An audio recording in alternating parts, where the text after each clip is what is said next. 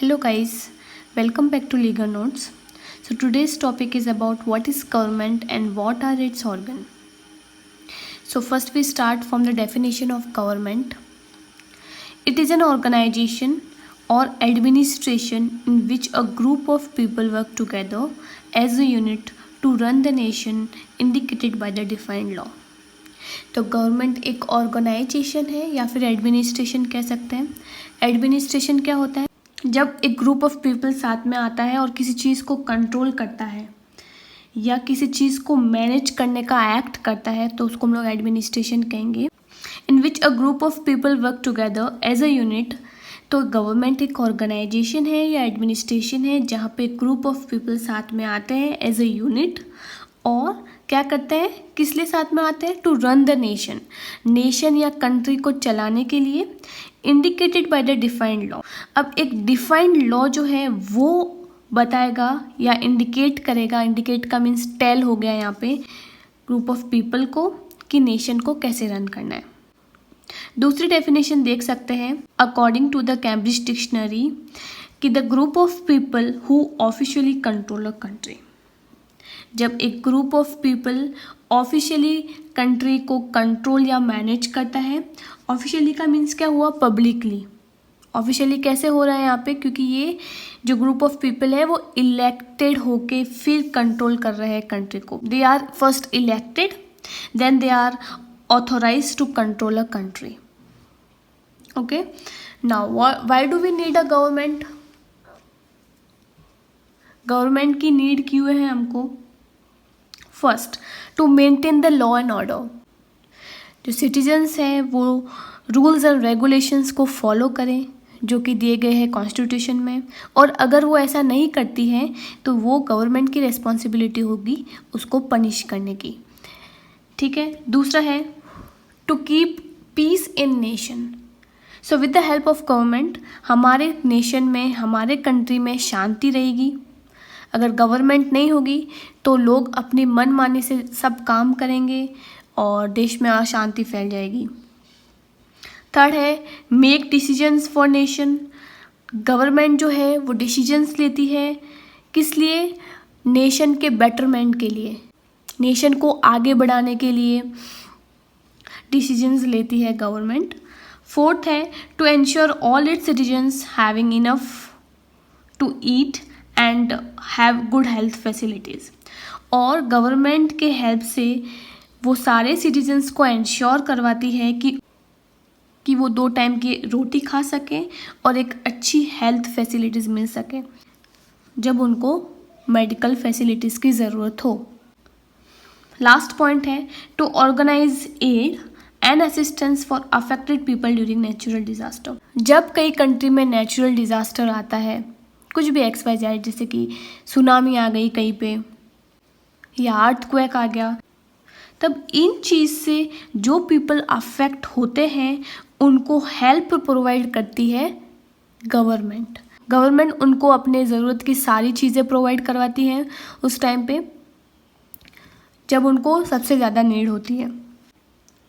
Plus जो government है वो आंसरेबल भी है पीपल को, क्योंकि पीपल जो है वो इलेक्ट करके उनको गवर्नमेंट बनाती है, इसलिए they are answerable to citizens of the country. Now what are the levels of government? Government के लेवल्स पढ़ लेते हैं.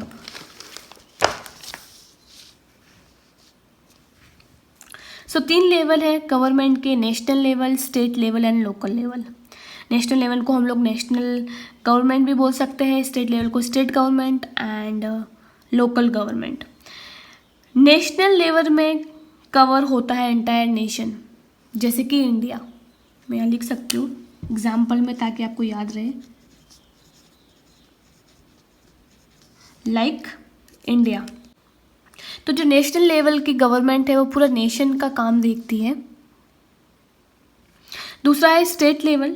State level covers entire state like Odisha. अब स्टेट लेवल की गवर्नमेंट क्या करेगी? ओनली जो स्टेट है वहाँ का काम संभालेगी, जैसे कि ओडिशा हो गया. स्टेट लेवल अपने स्टेट की बाउंड्री से बाहर नहीं जाएगा. ठीक है. और लास्ट है local level. So it covers your village, town and locality. For example gram panchayat. तो लोकल लेवल गवर्नमेंट विलेजेस में होती है, टाउन्स में होती है, लोकेलिटी में, ये ज़्यादा ब्रॉड में नहीं होती। इनकी जो बाउंड्रीज होती है टाउन की, विलेज के, लोकेलिटी की, वहीं तक सीमित होते हैं। तो ये लोकल गवर्नमेंट हो गई हमारी। Now what are the organs of government? They are the 3 branch या फिर ऑर्गन्स ऑफ गवर्नमेंट कह सकते हैं। First is the legislative, second is the executive and third is judiciary. Legislative क्या होते हैं? जो लॉ बनाते हैं, लॉ मेकिंग बॉडी, जो कानून बनाते हैं। कौन बनाता है? पार्लियामेंट बनाती है। आप साइड में देख सकते हैं, आपने इस तरह की चीज़ टीवी में कई बार देखी होगी, जहाँ पे लोग बहस कर रहे हैं। यही होती है पार्लियामेंट। और इस पार्लियामेंट में 2 हाउसेस होते हैं, लोकसभा एंड राज्यसभा। ये अपर हाउस होता है एंड ये लोअर हाउस होता है। दूसरा है एग्जीक्यूटिव। अब एग्जीक्यूटिव क्या करेगी? जो लेजिस्लेटिव ने लॉ बनाया है उसको एग्जीक्यूट करेगी, उसको इम्प्लीमेंट करेगी, या फिर कह सकते हैं उसको एक्सरसाइज करेगी। इसका काम होता है pass the law made by legislature.